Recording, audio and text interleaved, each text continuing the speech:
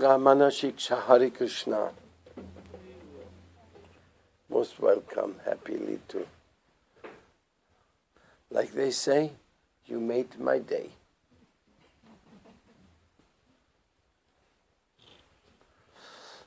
So,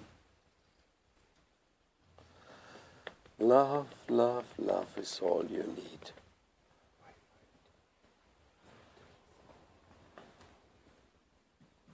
Om Jnanatiminandasya Jnananjana Shalakaya Shakshun Militam Jene Tasmai Sri Gurave Namaha Sri Chaitanya Manubhistam Stapitam Jena Bhutale Swayam Rupa Garamayam Dadati Svapadantikam Sri Krishna Chaitanya Prabhu Nityananda Sri Advaita Gadada Shiva Sari Gaura Bhakta Vinda.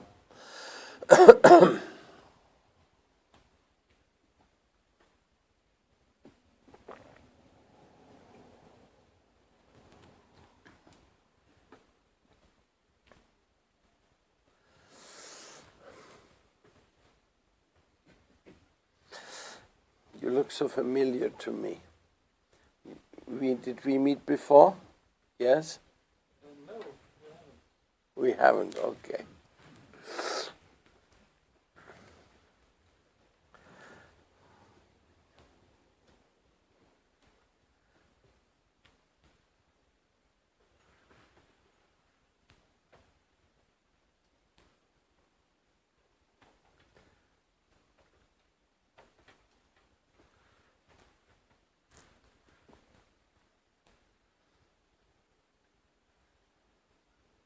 It is the prime target and the prime duty of each and every one of us to learn how to perfect the process of love. The process of love, the giving of love, serving with love, and understanding how and why our Creator has given that importance of love as the key target for our existence. Because as we proceed in our search for the meaning of our life, we have to deal with so many imperfect circumstances. Can call it psychology of imperfection. And still, despite all the imperfection which is in and around us, we always have to settle for that one-pointed target, which is love. Love in all relationships, love in all commitments, love in all understandings. So this is the final conclusion, what we have received from the Vedas, from the Srimad Bhagavatam especially, Ramayana, Mahabharata, and you could say so from each and every one of the scriptural conclusions. Sometimes we find that love is being described as a state of universal consciousness. So to say, like something which is like not very clearly focused. But then, on the other side, you find other moments where love is so concrete that it is being called Shakyaras, Vatsalyaras, Dasyaras, and finally Madhuryaras. That means that the love, the divine love, is being spread over the whole array of consciousness in a way of servitorship, friendship, parental affection, and conjugal affection. So in one way or another, it always will be there. It will always be manifested. And as it spreads out in all directions and in all commitments, love turns out to be the healing for all ills. all the sadness and all the illness and all the confusion of the whole world can only be healed by love. And of course we're talking about love, which is a transcendental love, even though a transcendental love, it does, how you would say, it filters down into all other commitments and relationships. Like we may, when we think about love, one thing for surely comes to our mind is our mother and our father. That really comes to our mind as a very important and very great impact upon us. But it should not stay there, and it will not stay there. That's why even though we love our mother so much, we all leave our house and start a new family. Mostly speak, no? So why is that? If mother's love was the greatest, we should stay with her until she leaves the world. But mostly we don't. We have more things to do, more things to discover. And this, the divine love affair is that divine love affair which will not deny any other love affair, but which will claim from you the true priority. Careful.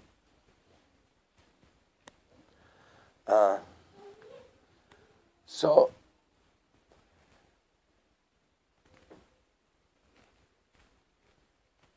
tonight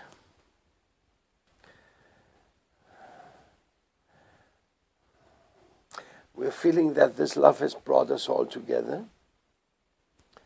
has brought people from Bulgaria to Sweden, has brought people from different parts of Sweden to Göteborg, has brought me here, because we are all functioning on this love. We are not really responding to anything else. Even another commitment, as you may say, hey, you made the agreement, hey, you promised. All these things, these are really irrelevant in comparison to our love commitments. And this divine prema dama devameva nomi gora sundaram, this is our Lord of Love, called Chaitanya Mahaprabhu. He has come to inundate our life with that key ingredient of love. And he has given us the prema nam, or the name of love. And this name of love is really what gets the thing going, what keeps us going, what changes us. It's the transformation, that's transformational power of the prema nama. It is there, and it's a take it or leave it affair. There's not much more we can say. Love is not something you can impose on somebody. It's something you can bring it to their doorsteps and say, please take it, please take it, please take it. I'm a little nobody, but please take it. It's coming from above. It's what you have been searching for, because you are like me, brother and sisters, searching for divine love. And divine love manifests in prema nam. That's why the top secret prayer, which I'm going to read tonight with you, is the love prayer of Gauranga. If you can understand something of that love prayer, all your problems of life will simply be finished. And I'm not exaggerating. But I'm waiting for the instrument. And also for the songbook. So we can sing the Siksastakam tonight with you.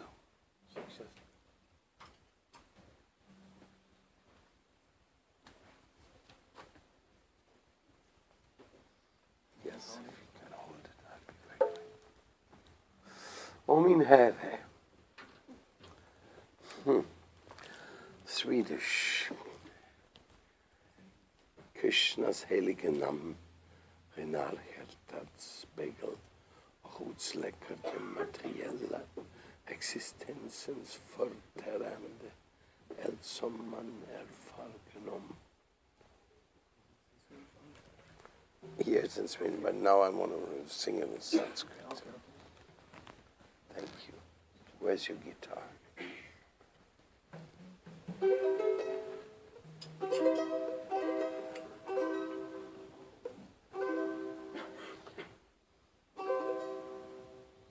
Chaitanya Mahaprabhu, he gave the love so generously to us that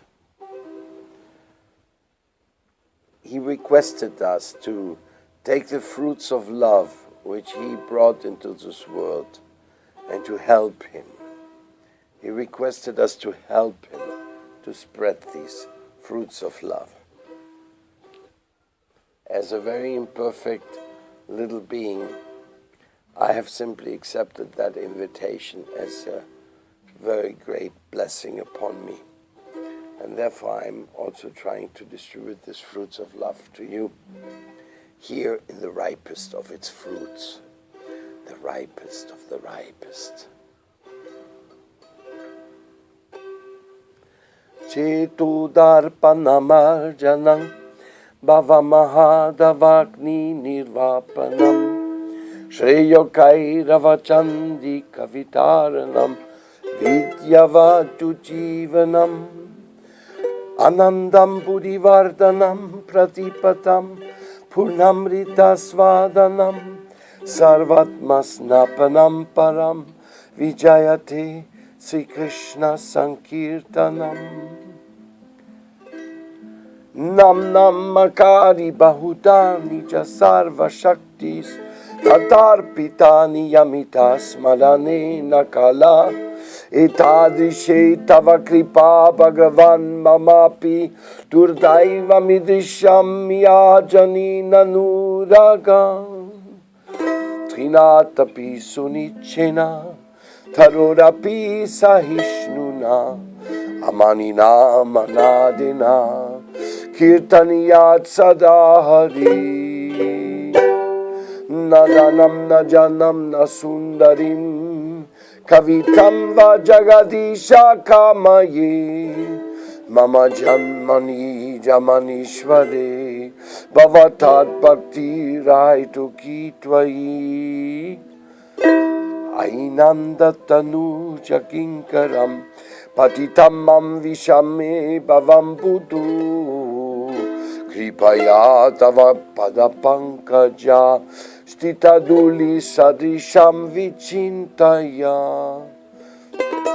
Nayanam galata shrudaraya Vadanam gadgadarudaya gira Pulakair nischitam vapukada Tava namagrani bhavishyati Jugaitam nimishena Chakshusha pravishaitam Shunyaitam jagat sarvam Govinda virahena me Ashlisyava padaratam pinashtumam Adarshanam marmahatam karutuva Yata tatava vivadatalam patu Matrananastas tusa evana para. Sri Krishna Chaitanya Mahaprabhu ki jai. His Siksastakam ki jai. His call of love for all ki jai. His invitation to the spiritual world ki jai. The rasa dance ki jai. The divine pleasure pastimes of Lord Krishna ki jai. The divine deity manifestations of the Lord ki jai. The holy name which can bring us to him ki jai. The Harinam Sankirtan Yoga which is giving us the constant association in love ki jai. Gaura Premanandi Hari Om. Hare Krishna Hare Krishna, Krishna Krishna, Hare Hare, Hare Rama, Hare Rama, Rama Rama, Hare Hare, Hare Krishna, Hare Krishna, Krishna Krishna, Hare Hare.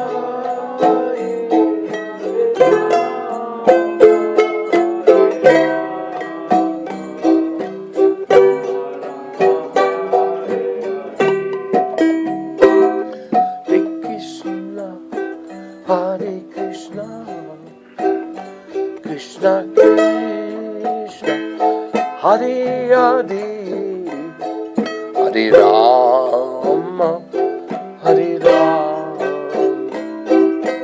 Rama Rama, Hare Hare, Hare Krishna, Hare Krishna,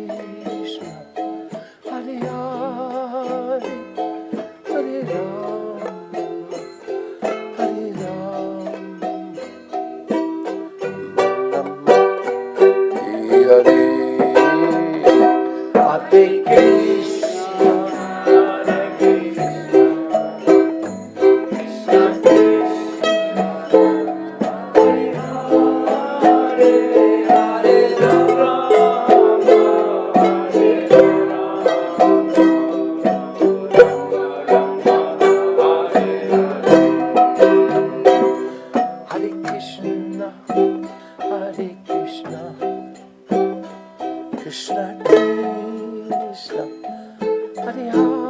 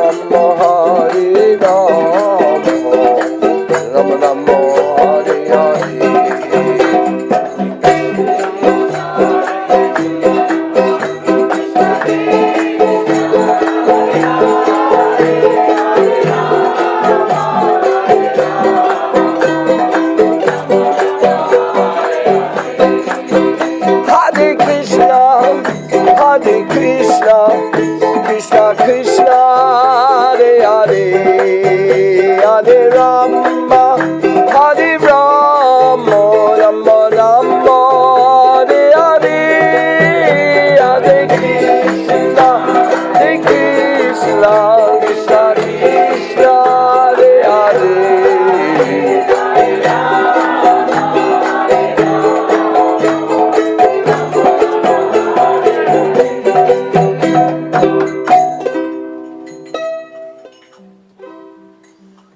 Jai Prabhupada, Jai Prabhupada, Patita Pavan.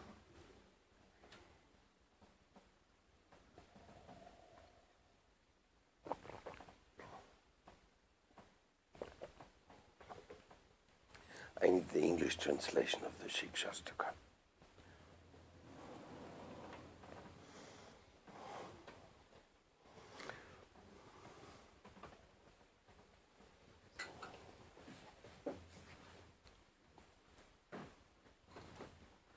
Thank you so much.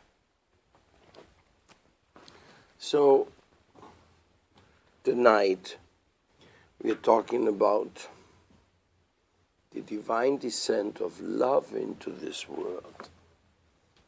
Yesterday we talked about how water came into this world, amongst others issues. But today we are talking about how divine love descended into this world. When and how and where and for what application and substance. Divine love is announced here in a very unique form.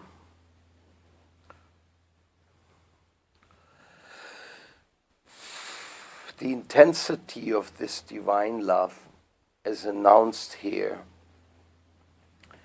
is of that in the mood of separation.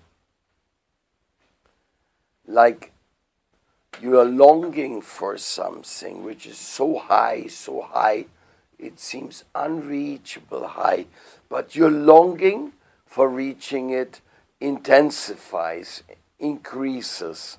So I'll give you an example. Just now, the world football matches started.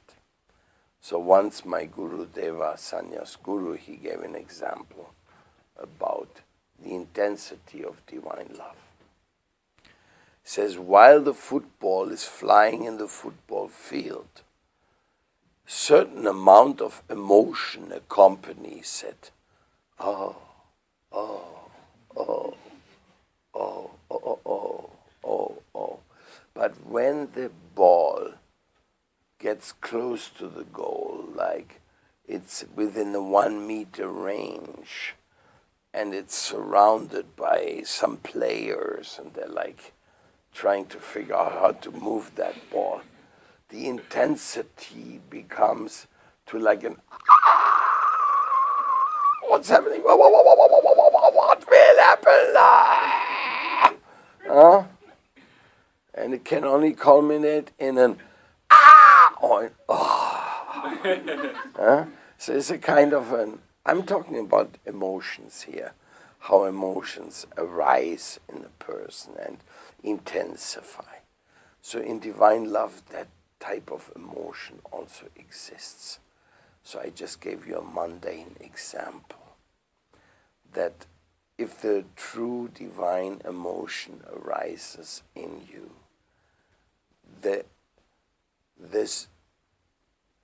it's also another example which has been given by my spiritual teacher, is that of hot, sweet milk. It's too hot to drink and too sweet to resist.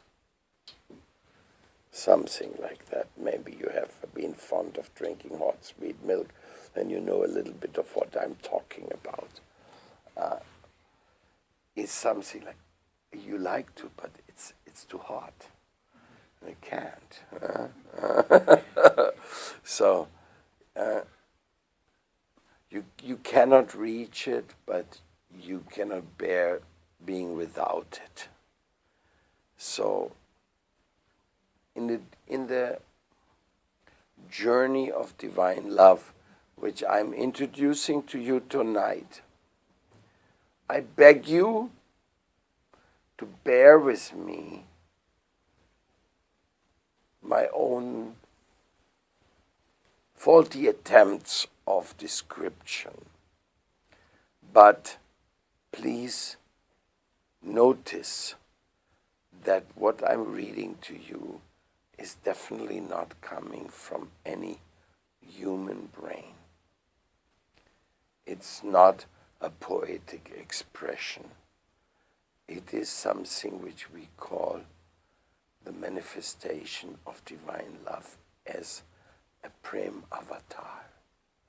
An avatar means it's coming right from the highest divine level, and it manifesting in the form of 8 verses.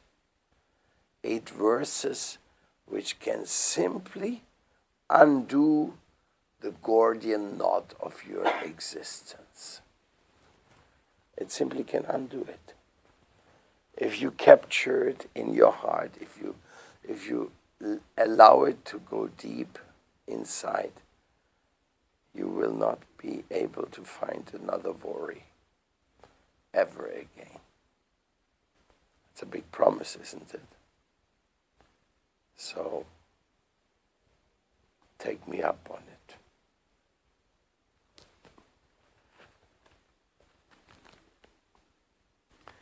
Glory to the Sri Krishna Sankirtan Yoga, which cleanses the heart of all the dust accumulated years and lives after lives, and extinguishes the fire of conditional life. The Hare Krishna mantra is the Sri Krishna Sankirtan Yoga mantra, Prema mantra, the love mantra. It will do such an amazing cleaning job inside of you, and it will even remove pains and sorrows and karmas of the past, which brought you into conditional life. In other words, all our desires and all our accumulated pains and sorrows can simply be eradicated by embracing the Sankirtan Yoga of repeated birth and death. This congregational chanting movement is the prime benediction for humanity at large, because it spreads the rays of the benediction moon. Benediction moon stands here for all inauspiciousness is simply being driven away. This auspicious benediction moon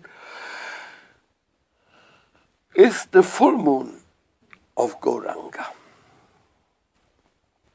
It's the Gauranga Purnima, Gaur Purnima.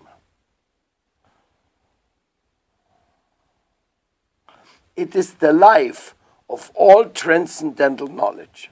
Means everything can be known within it. Nothing remains unknown in front of it. It increases the ocean of transcendental bliss. Not only it gives you access to the ocean of bliss, it increases the ocean of bliss. Friends, well, let me finish the sentence.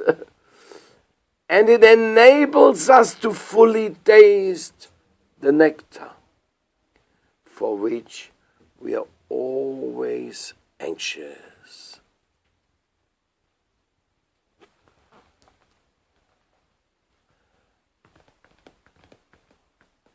What are we anxious for? What is the peak experience you're longing for? Orgasm? Is that life's peak experience? It's pretty high. It gets people moving into so many directions, but Is that the peak experience?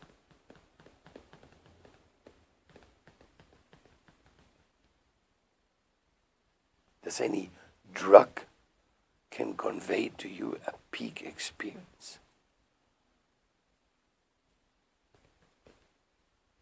When people drink ayahuasca juice, then when they're coming down from the ayahuasca journey, usually they take chicken soup to come down back to earth. I mean, back to the physical experience. This is how the shamans mostly celebrate this. All their deep insights in nature and whatever, talking with nature spirits, didn't give them even compassion for a chicken.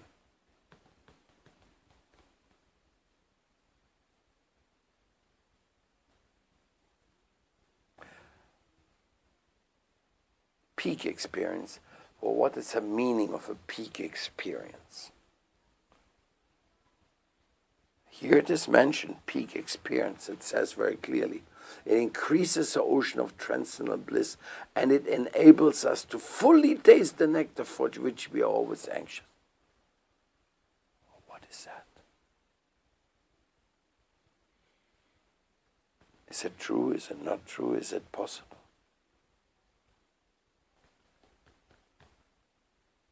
When your heart is stolen in love, and you're ready to die for your love, that is the highest experience of all experiences. And that's given to you in the Prema Nama, in the holy name. That highest sacrifice, that highest joy of giving yourself entirely, that is contained in this mantra. In its fullest degree. But whether you can taste it or whether you are taking it in that mood, that's another question. But it's definitely there because that's what Mahaprabhu confirms. What we are reading here is Mahaprabhu's manual on the chanting of the holy name. Okay? Here's the manual on the chanting of the holy name. You want to chant, you want to be a bhakta, you want to have prema, you want to be bhakta, bhakti, Bhagavan connected. You want to have that, or you just want to have some imitation, some plastic imitation. You know, they make plastic. It looks so shiny, like it's gold, but it ain't gold. It's plastic. It's poison, but it looks like gold. So you get a lot of imitation. The world is full of imitations. People want to get it easy at one. Because as we're going to go on reading here, Mahaprabhu is telling us what is this divine love really entails. How much it is tasking your heart. Divine love, highest love, sweetest love, fulfilling love, everlasting love. For that, are you ready to bet your life on it? People, they bet anything. They bet their health on peak experiences. They bet their time and money on it at any time for any silly so-called peak experience. Risk is a certain kind of peak experience. The all or nothing risk. The win or lose risk. The addiction of gambling. That's another one. People can throw their whole wealth in a night away because of this peak experience of taking risk for nothing. For increased wealth or for what? Our nervous system has a certain ability of producing peak experiences, and they are neurotransmitters, if you want to go down to the biological level, like dopamine and other things. They are producing certain pleasures. And then you go, yeah, let me have that one again. Like monoglutamate, how we call that? Potassium monoglutamate. That is a food additive, they put it, which releases a neurotransmitter of pleasure. And they call it also the fifth taste. It's like something, it's a combination of sweet and salty at the same time, with a prolonged impact setting in a liquidized form, which they put on your chips or this and that, and you can't stop eating. Because your neurotransmitters say more. You want more of this. They know that very well. It's all well thought out in the business manuals, how to get the companies growing. But, I'm getting a little gross here in my description. I don't want to be so sidetracked today. But the peak experiences produced by such foolish things, they have people snared, trapped. People are trapped in this material world. So what it says here enables us to fully taste the nectar for which we are always anxious. Do you think monoglutamate is the nectar for which we are always anxious? Do you think sugar is? Addiction to sugar is 7 times more intensive than cocaine. You think sugar is the peak experience for us? Or cocaine? Or mushrooms? Or anything like that? No, my dear. Nothing to do with love. They have not even right to touch the entry to the world, to the realm of Prem Bhakti, of the Rasic Bhakti, the deepest feeling of nectar from within the heart. Because you have to go over the hurdle of wanting to give yourself. If you're not ready to give yourself, you cannot cross into that region, into that arena. You cannot. You cannot be a mother without giving birth.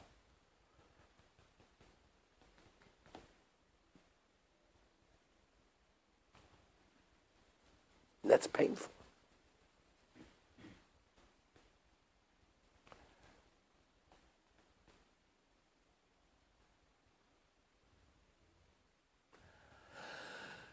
Divine love is divine giving to the maximum degree of sacrifice, but not because you are told you have to. You will be tested whether you are loving from your core of your heart or whether because you are being pushed to in the mood of you have to. Devotion rendered with awe and reverence does not attract me, the Lord says.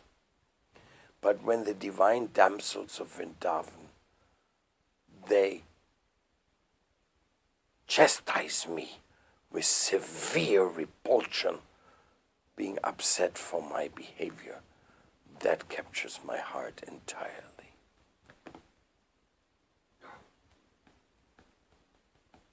What's that? The Lord likes to be chastised by his devotees. He prefers that over the awe and reverence rendered to him in the Aishwarya mood.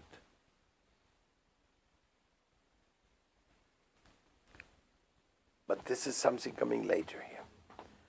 It will later be explained more detailed. Now I'm just giving the nutshell understanding. You want to enter into the Prema Dham, under the paths of love, die to live. Die to live. Die in the world of sense gratification. Die in the world of exploitation. Die in the world of selfishness. And live in the world of divine giving. Don't allow your mind to complain. Your mind will always have something to complain. That is his business. So tell the mind to complain about the complaining. The peak experience of love is so intensive there's no time for complaining.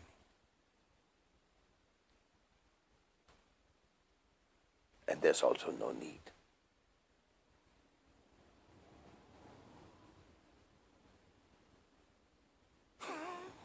It's like somebody complaining in the morning, why the sun doesn't come earlier today? Huh? I'm really tired. It's always late every morning. Huh? Yeah. You will not get a very appreciative audience. Nor will you get any appreciative audience on any complaining, as a matter of fact. You're not even meant to complain. The environment is perfect. The only imperfect one is you. Mind your own business. Surrender. This is the wordings I'm hearing, the sound of music in the background of our life experience alongside the great masters.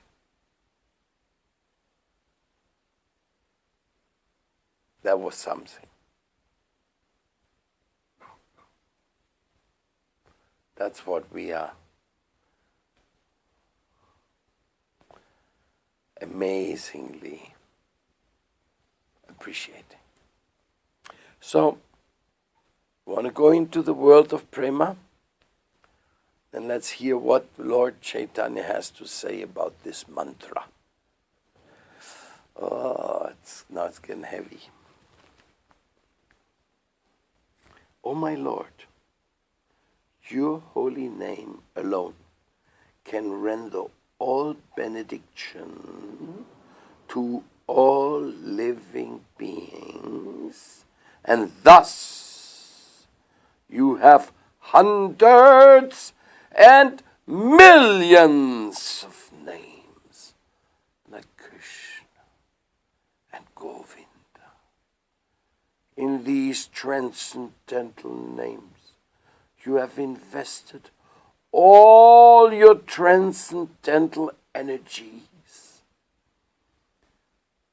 There are not even hard and fast rules for chanting these names.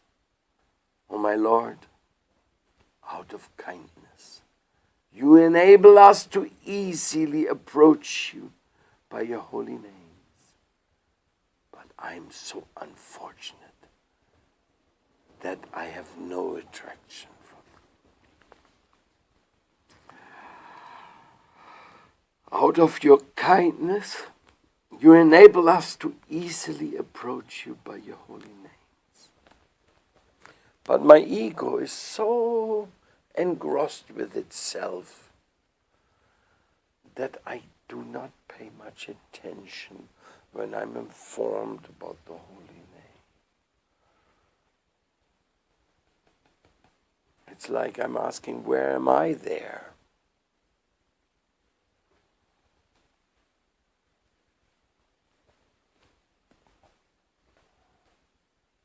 So much is being promised here. Such an incredible power is attributed to the holy names. Millions of names? How is it that the Lord has millions of names? I was in a meeting with the native tribes of America and some from Asia too. And they were in Ishtagosti, they were discussing what is the future of us, the united tribes in the world. Because in one way or we all have a bit of indigenous blood inside of our veins. Pacarino made this documentary, We Are All Indigenous People.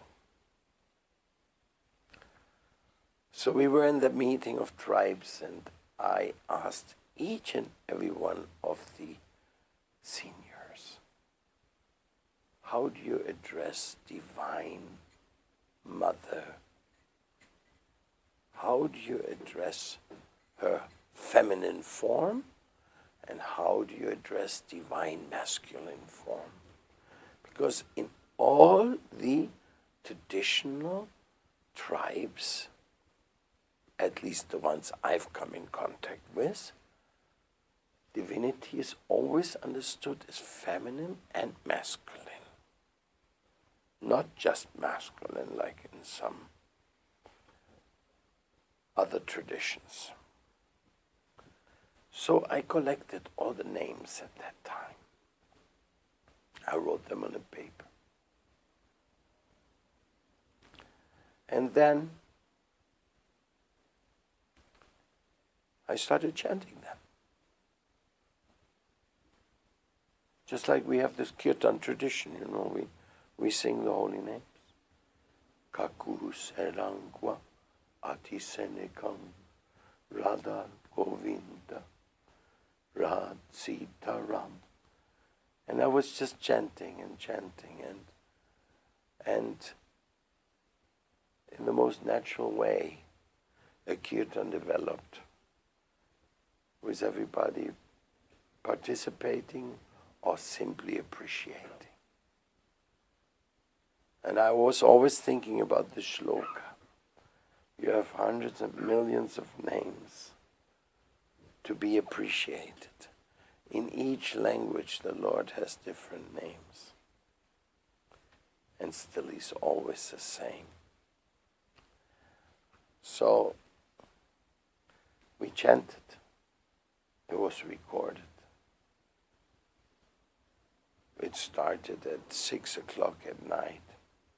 There was no electricity. We were in the mountains, in the Sierra Nevada of Colombia. And as the light went out, we just kept chanting, hearing, seeing a few little flashes from some cameras or so. And later we made a fire. And the dancing went on until 12 o'clock at night. There was no rules, there was no regulations, there was no code. Everything just flowed. And flowed to the joy for everybody. And of course we were very joyful that Krishna's name was also there in its so many varieties.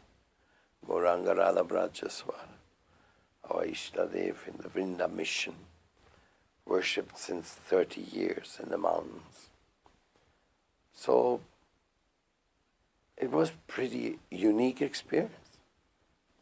And it just confirms so much what this shloka says. The love for the Lord is the love of all the tribes. And not only of all the tribes for the Lord, of all the tribes for each other.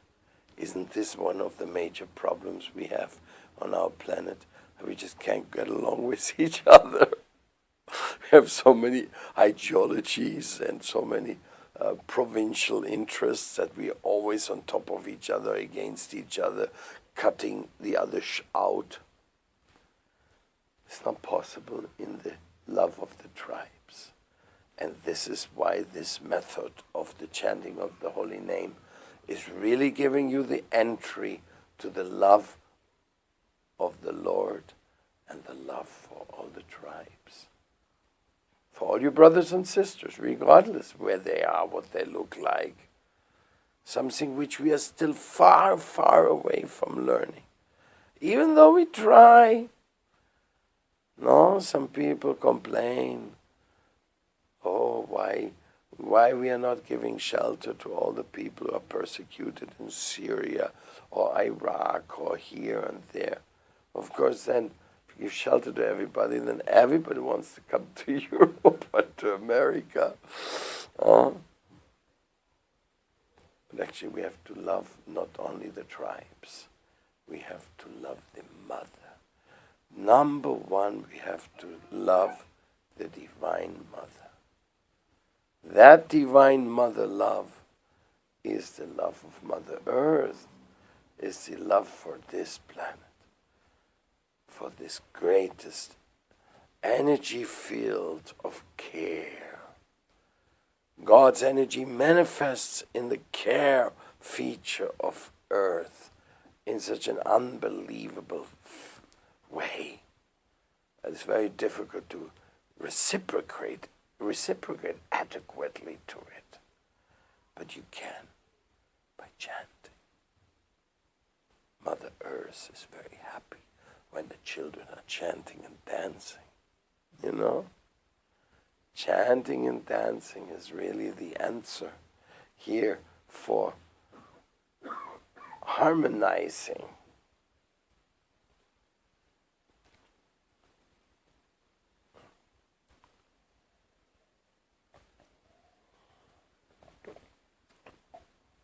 So the love for the Lord and for all the tribes is the love of maturity. Therefore Mahaprabhu says that everybody has to get the mercy of love. Every town and village in the world shall be inundated with the mercy of the divine love.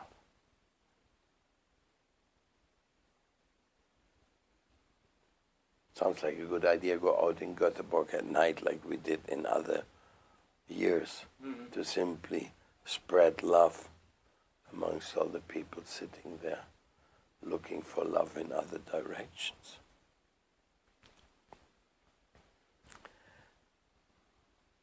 That those nights in the Sierra Nevada, they were something. And we can repeat. We can repeat as often as we wish. It may not reach that intensity so easily, but the intensity is in the tears which come from your eyes, so you don't have to worry about the others. And if the tears are coming from your eyes, then you know something is happening, some transformation, and you may hide them. Otherwise, you may be making a show of emotion. That also exists. I would go on reading this, otherwise we never finish the 8th stanza of what this love is all about.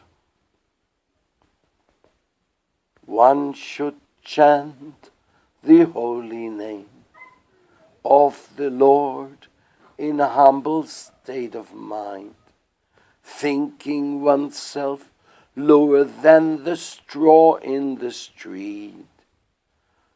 One should be more tolerant than a tree, and devoid of all sense of false prestige, and should be ready to offer all respects to others.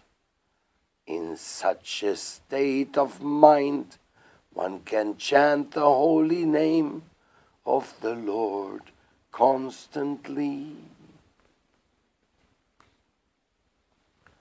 Peak experience I was talking about is in the joy of love itself. Yes, I want to sing with you, dance with you. That night everybody danced.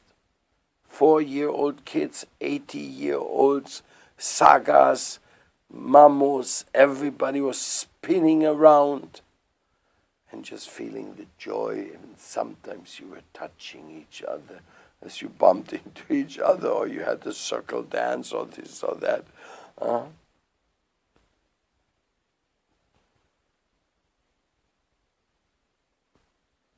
The peak experience of the holy name is the peak experience of dedication towards the well-being of others.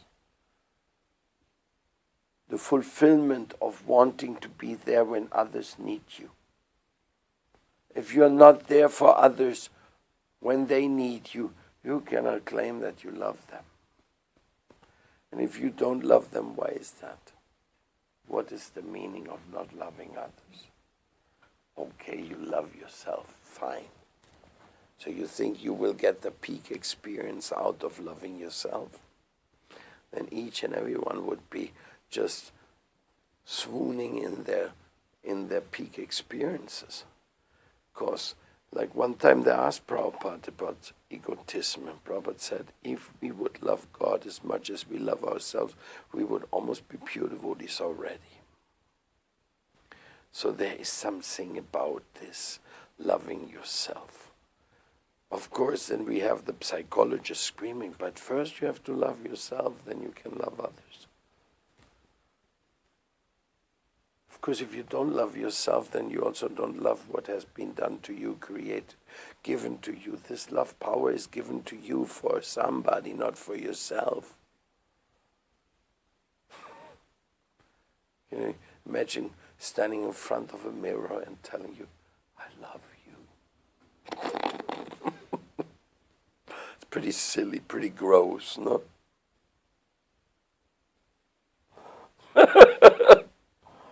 But that's what you do when you take drugs. You tell yourself, I love you. For you, I sacrifice my health. For you, I sacrifice my wealth. For you, I sacrifice the happiness of my wife, my children, my friends, my well-wishers. For you, little you who I don't even know who you are, this body there. For you, I sacrifice my existence. Doesn't sound very spiritual, does it? That's what it is. Materialism. Misplaced love. No peak experience there available. Just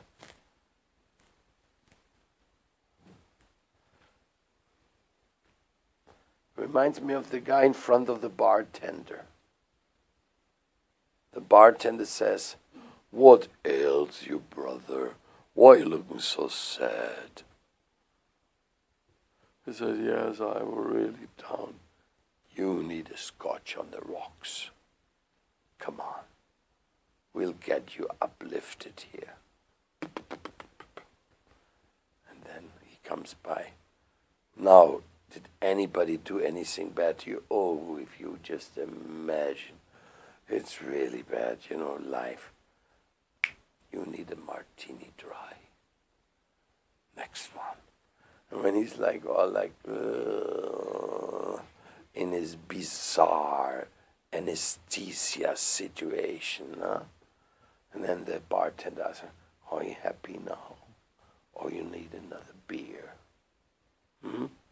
What is that? I mean, practically, the bartender is like his doctor and diagnosing him the state or the quantity of anesthesia he needs that he can survive that night. Nice way, no? It sounds so silly, but you know how many bars are there here in Göteborg? That's what they do every night. That's what people do. If they have the money, otherwise they just buy a bottle of wine and lie under a bridge somewhere, you know, the clochard method. But it's all anesthesia.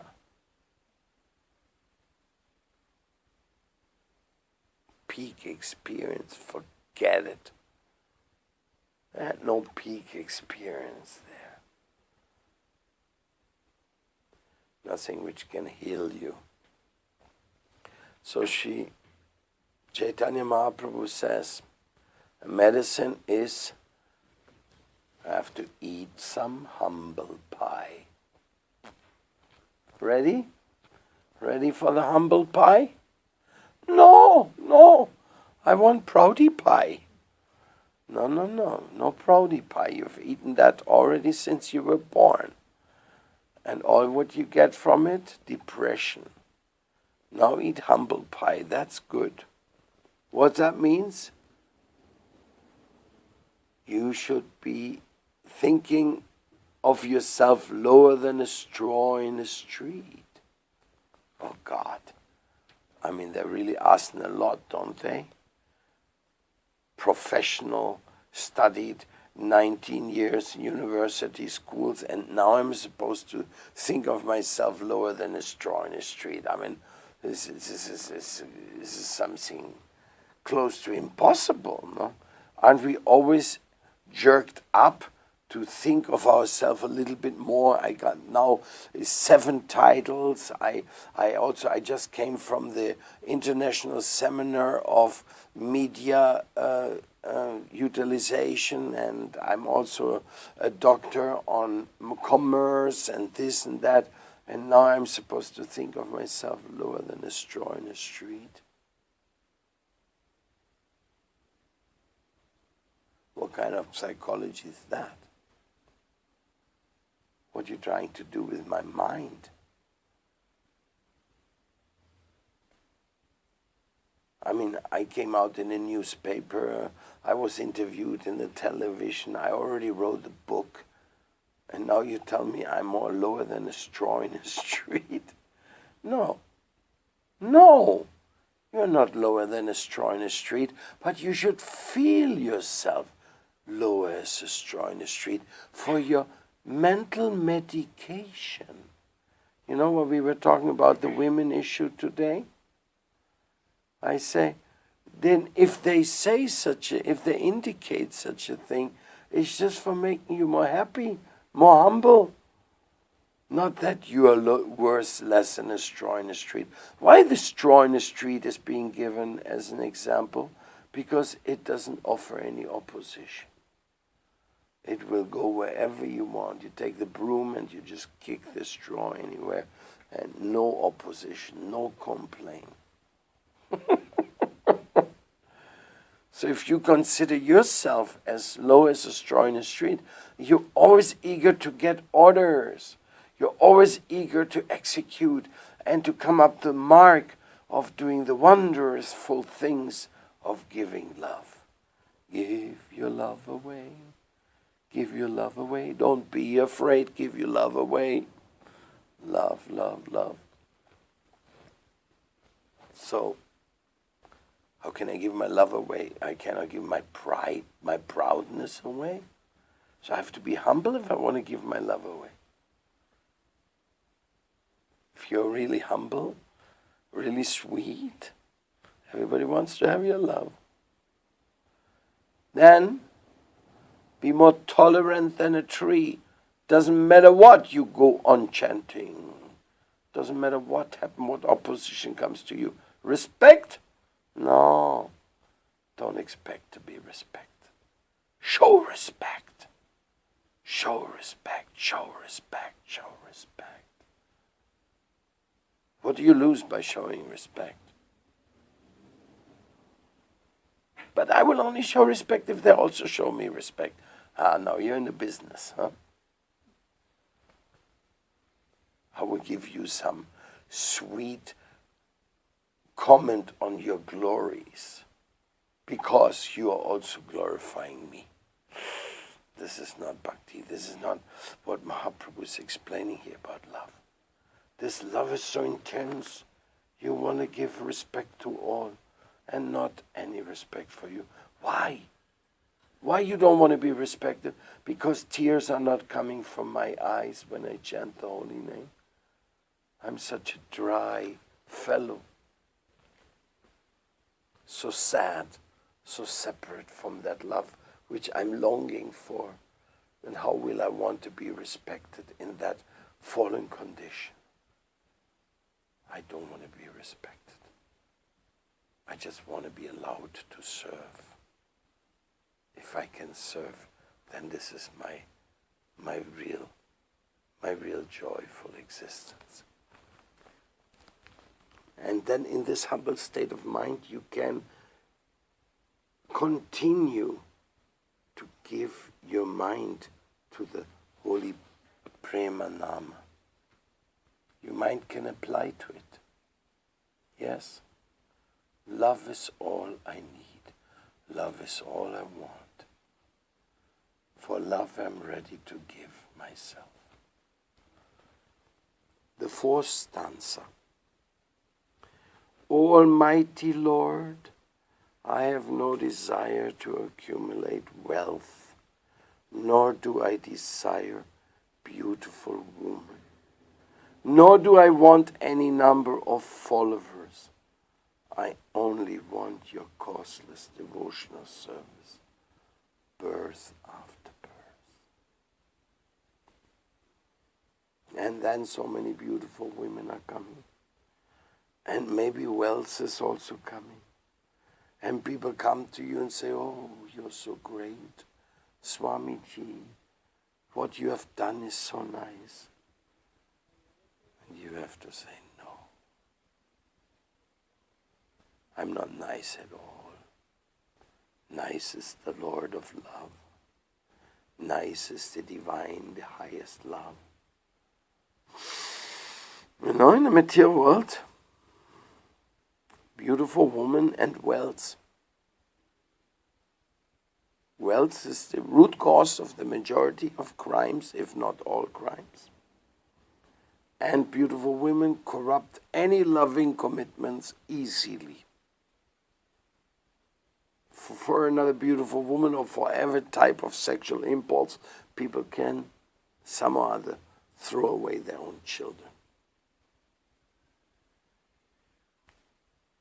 And nowadays a very sad situation has arisen. It hurts me so deep in my heart. Nowadays, you will be despised just for being against the slaughter of innocent babies. I mean, people, so-called progressive people, they think they are so progressive that anybody who may have a different opinion is to be denounced. If you're against abortion, they think you're against the real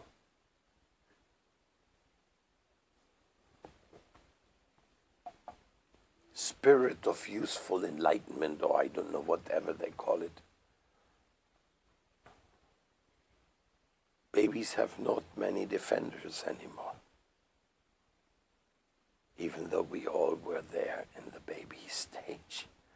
We all come from that same womb, sacred womb. Mother's womb is Mother Earth. She's just like our river, the river of life, the seed of life, the soul. That is what this life is all about. If you are not able to even defend it because you will be attacked for being against abortion, it makes me very sad. Makes me understand that we are in such a low condition in our world nowadays that even defending your own brothers and sisters in the womb is being looked down upon by some section of people. So, birth, womb, whatever is coming together with us into this world, it is so high, it's so divine. If we cannot protect the divine part of our existence, then we cannot rejoice anymore. So we want to have a peak experience of love? Yeah, yeah, you better reassess a few of your conclusions there. That's why I share my mind with you. I hope, just like some people there, thinking they're better than others because they're vegan. You know, I love vegans. As a matter of fact, I'm a vegan myself to larger extent, except when the animals are fully protected, as it is supposed to be in the original system of cow protection. But I appreciate the vegetarians.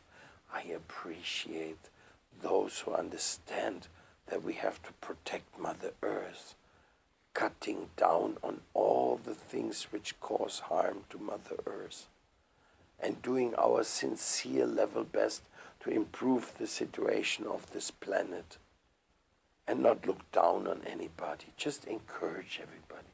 Those who are still eating meat, encouraging them, please eat less meat. You're doing bad for you and for everybody. What to speak of the animals? Yes, I can also be an extremist. I can only also go on the barricades. But if somebody cannot understand it yet, I have to reach the barricade which is around his heart.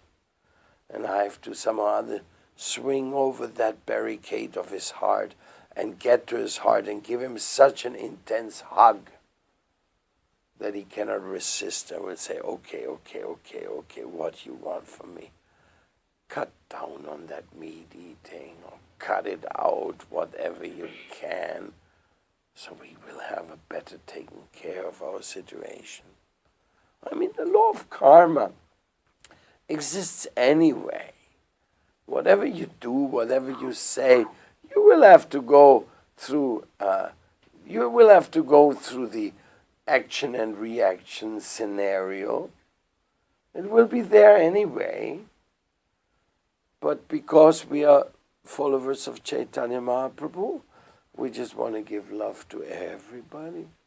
We don't want people feel, oh, he rejected me because I was still eating meat.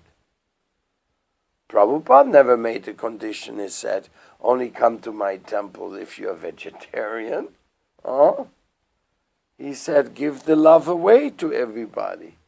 He sent us out so that everybody will be happy in Krishna consciousness. So, this is also practical application, humility. You cannot think I'm better than others because I'm a devotee. It's not right. You can pray for others in any way you want. There's no hard and fast rules how to pray for others, how to help others. You have to get over the barricades around their heart and hug their heart. That is the real issue here of sharing.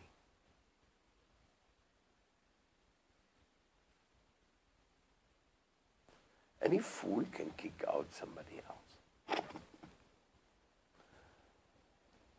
Any fool can call the police. But can you reach somebody's heart and convert him into the person of love? Can you do that? Then you really accomplished something. And that's what the Siksastakam is all about. Converting others to the divine embrace of love. Now listen to the next verse. I only want your causeless devotional service birth after birth. All I want is your love. All I want is your service. Birth after birth. Birth after birth means I'm not making conditions. I'm not making any business with the Lord. I say, oh, but I now chanted Hare Krishna so many rounds. Now it's time for you to come and pick me up. No? You remember? We discussed that today. He was just saying, birth after birth, I'll try to do whatever you want me to do. It's enough for me. O son of Maharaj Nanda, Krishna, I am your eternal servitor. Yet somehow or other I've fallen into the ocean of birth and death. Somehow or other I've fallen here. Please pick me up from this ocean of death and place me as one of the atoms at your lotus feet. I'm a beggar. I'm a beggar of love. I want your feet. I want to be at your feet. And I want to take everybody with me to your feet. I know we are we're bestly situated at your feet. There we can all sit and chant and dance, and hug each other and touch his feet and go to the world of love. You know? He has to pick us up. We can try to, hey, my claim, I'm the most fallen. You came to save the most fallen. I'm very happy to surprise you. Here now you can fulfill the true meaning of your mission. But it's him who has to pick you up. Can't pick yourself up from the ground. You can jump, but you always fall back on the ground. Oh my Lord, when will my eyes be decorated with tears of love, flowing constantly when I chant your holy name? When will my voice choke up, and when will the hairs of my body stand on end at the recitation of your name? When will my emotion arise to the highest level, that I will feel you and your name is everything, and my other concerns and regards have no more meaning and sustenance. Only your name and your service is all, and name and service is all, because you are the master of all, and you love all, and I want to serve all, because all are part of you. Then your spirit becomes healthy and strong. And then you're not fearful to do anything. You're ready to do anything and everything to bring love to it all. Oh Govinda, feeling your separation, I'm considering a moment to be like 12 years or more. Tears are flowing from my eyes like torrents of rain, and I'm feeling all vacant in the world in your absence. Now something happens. Now you've fallen in love with the Lord of love, and you cannot bear his separation anymore. No time for pranayama, no time for yoga exercises, no time for anything. You cannot even read the scriptures anymore because the tears are making you blind. When Gadadhar Pandit was reading Srimad Bhagavatam, that original copy was kept. It swam away from his tears.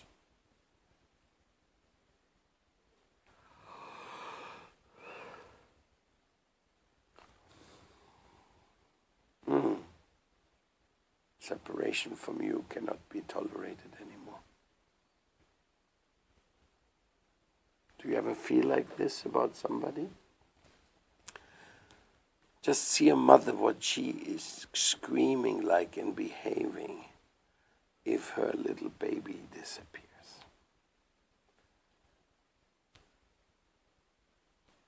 She rants and raves. She screams, she runs. She pushes everybody, look for her, look for her, look for her. Where could she be? Mother will not say, oh, mother, baby disappeared. Ah, mother will come back later or something. No. Mother without her baby will be bananas. And everything will be just as fine to her. So love for the Lord becomes like this intensive, unbearable to live without.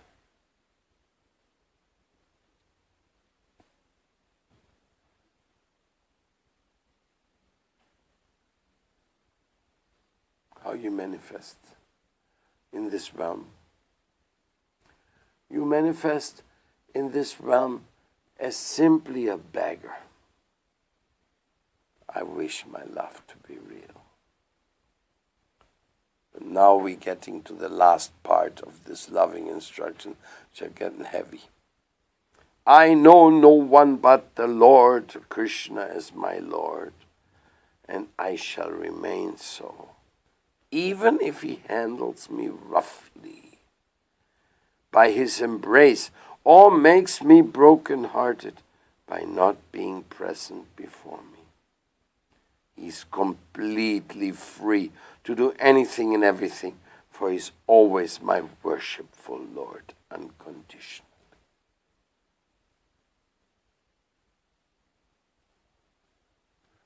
Yesterday, Harish asked me why Krishna says in the Bhagavad Gita that give up all the principles of Dharma and come to me, I will protect you. This is the same spirit here. Lord Krishna, he can do anything and everything he wants because he's the worshipable Lord. Therefore, when he tells the gopis come and dance with him at night, he's not under any suspicion of anybody that he may be doing something wrong. So if he calls, it is the highest Dharma. Even his love dance, the Maharaj, is the highest Dharma. And every soul is invited. So falling in love with the Lord is so high, is beyond all other imaginations. Therefore the Lord, he can do anything he wants. He will remain my worshipable Lord. You see, in the true love,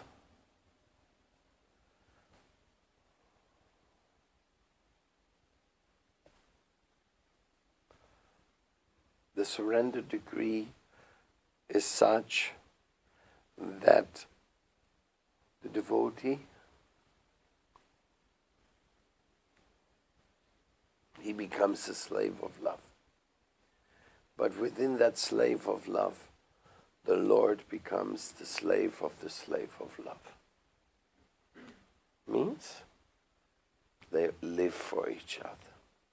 For one who sees me everywhere and sees everything in me, I'm never lost to him, nor is he ever lost to me.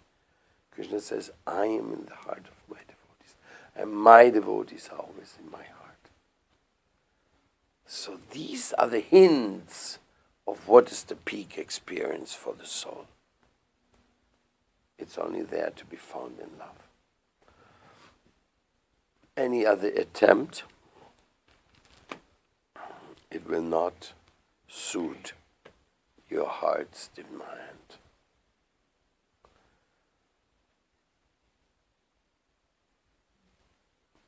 I thank you so much for patiently listening to the words of the Siksastakam with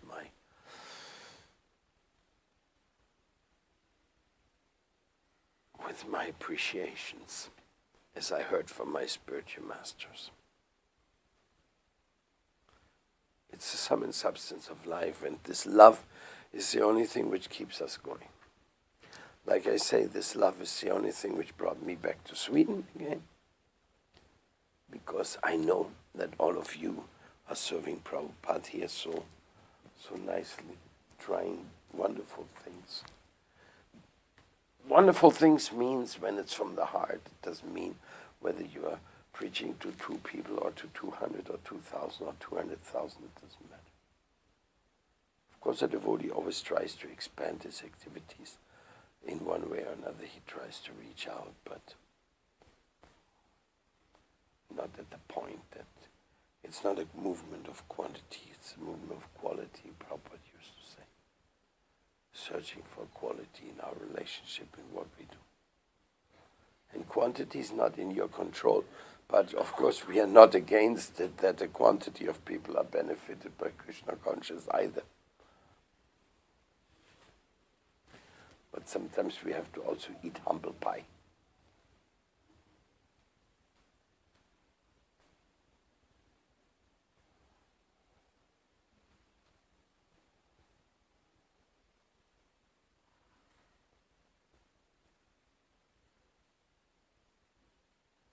Any question?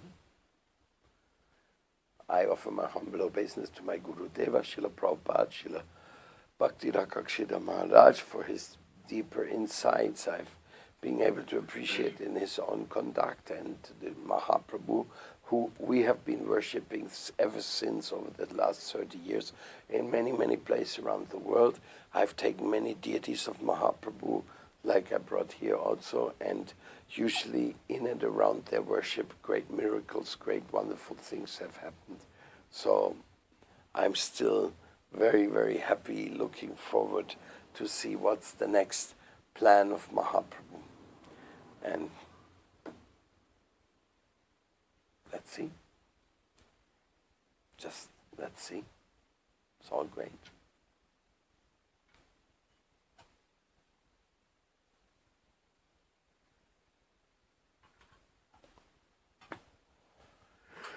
Any question?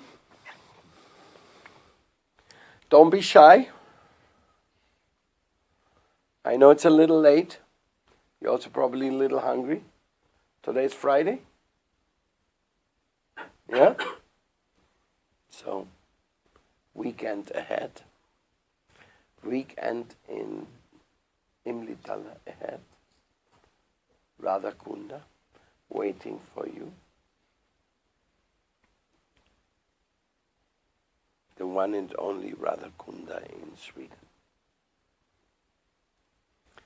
Yes. Yes. Hello. So blissful to be here, to listen to you. This is my first time in this house, and this is my first visit with you. So forgive me for possibly asking from ignorance. I was just curious to know more of why have you come to be on the Krishna path when there are so many other paths you can walk in this world? I mean, with other religions and other ideologies that are possibly fighting each other and regarding these conflicts you spoke of earlier. Why choose to believe in a specific God or a specific religion?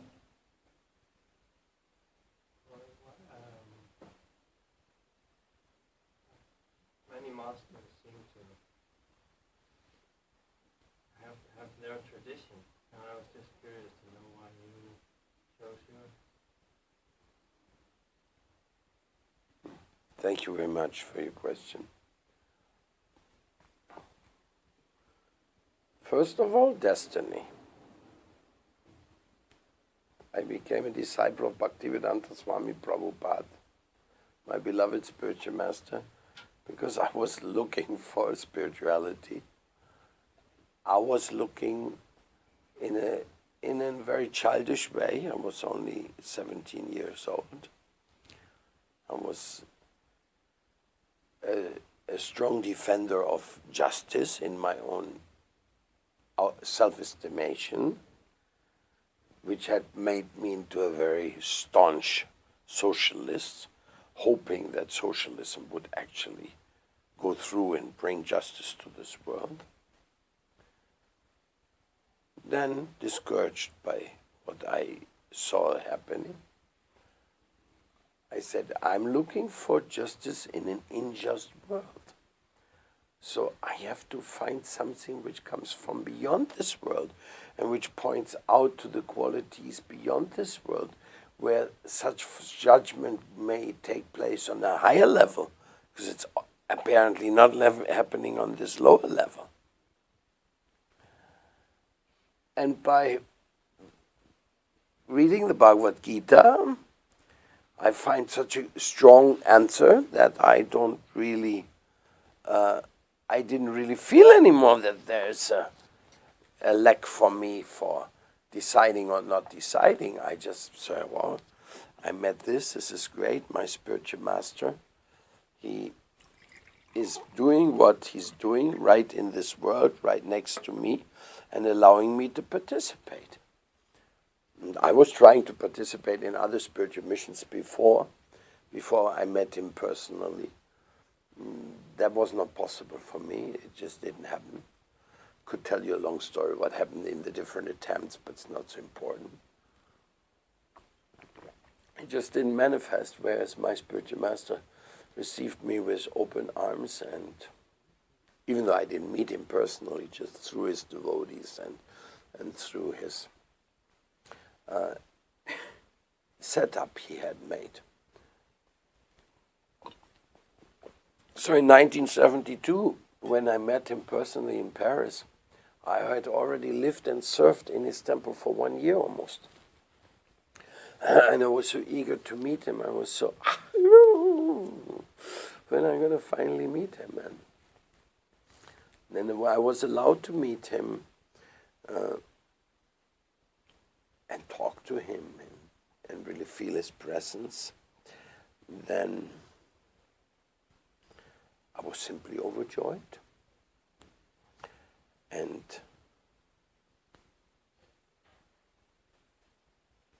so you may say to a certain degree, circumstantially, I came into this position of accepting the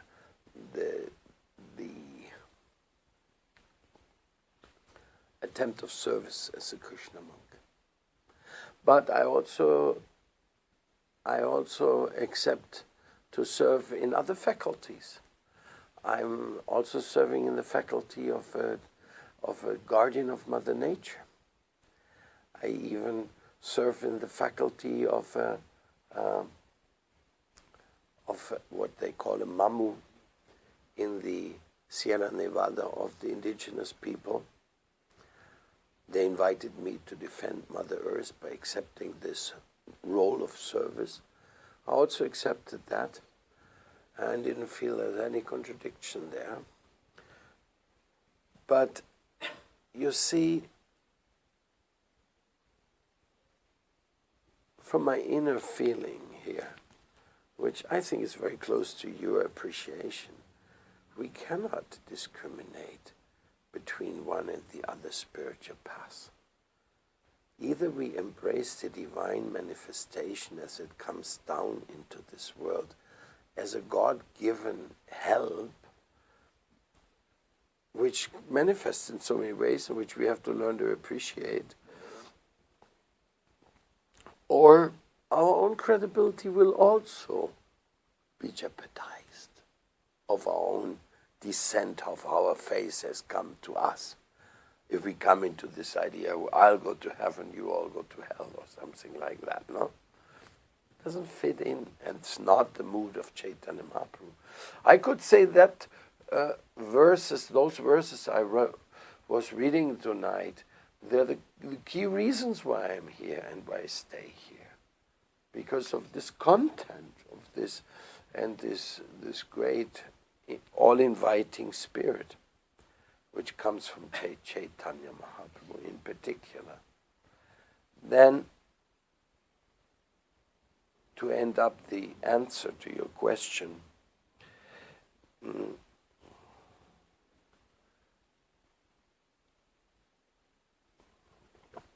I started studying about the phenomena of faith and developed something which we call nowadays perennial psychology.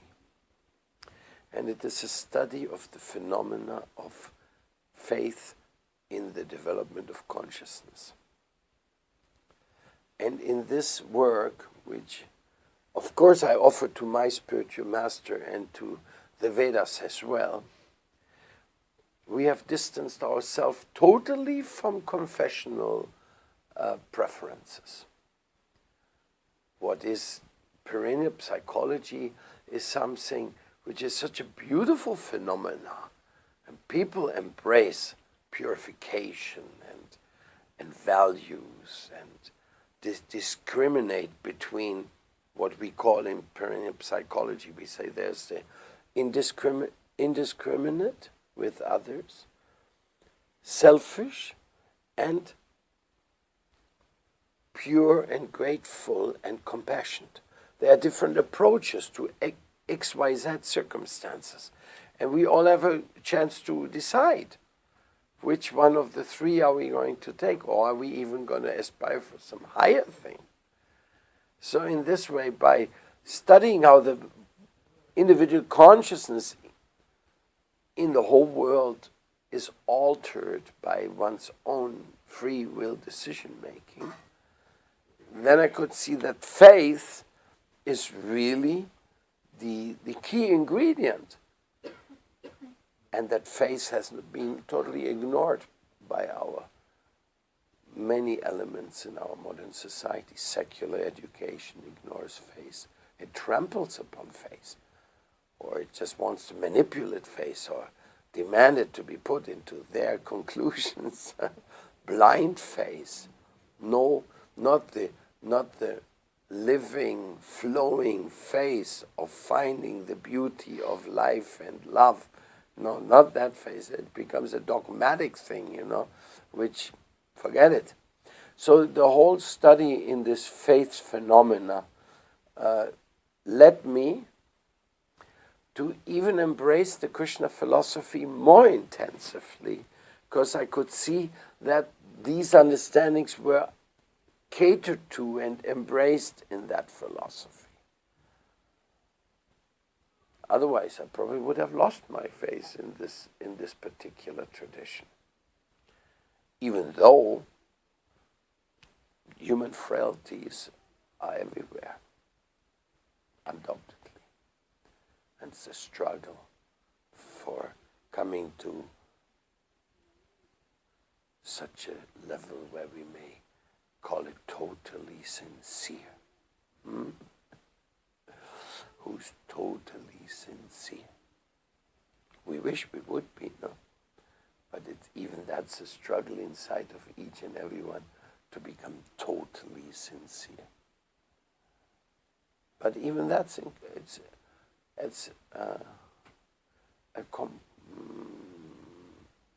even that is being accepted as a possibility of development, of evolution.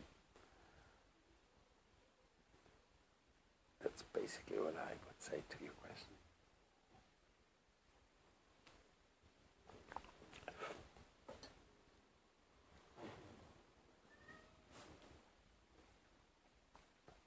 I have a follow-up question to Yeah. that.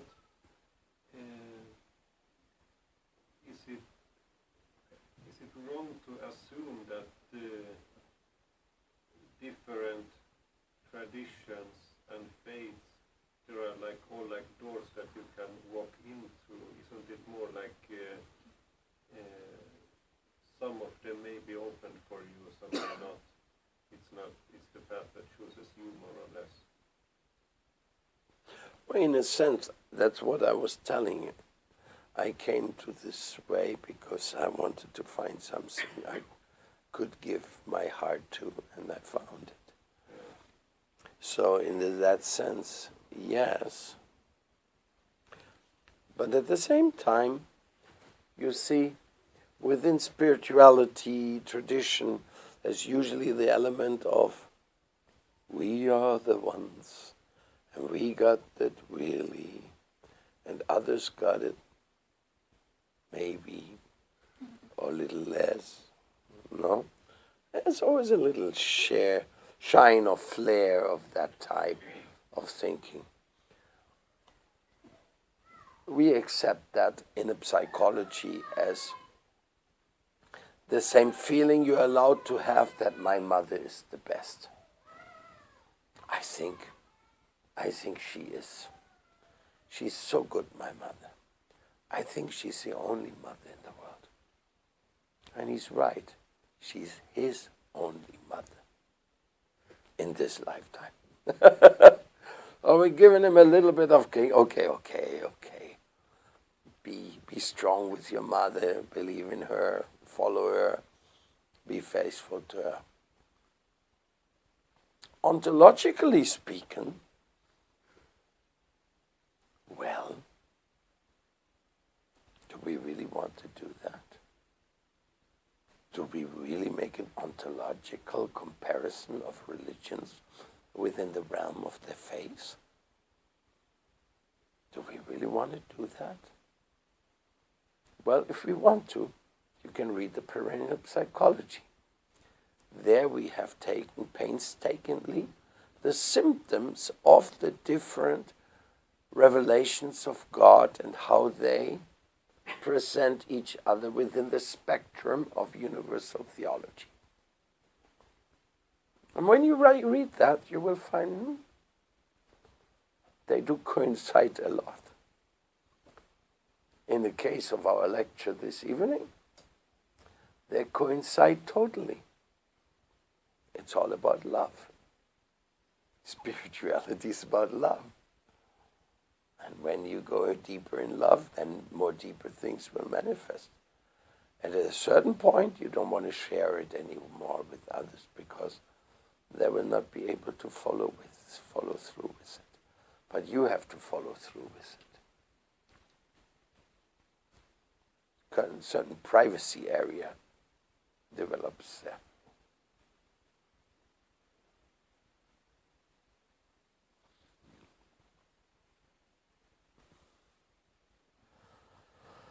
Thank you for being here. And the Hari now? You said the Hari now? No. Any other question?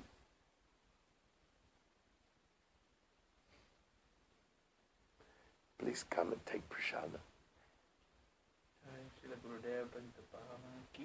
Jai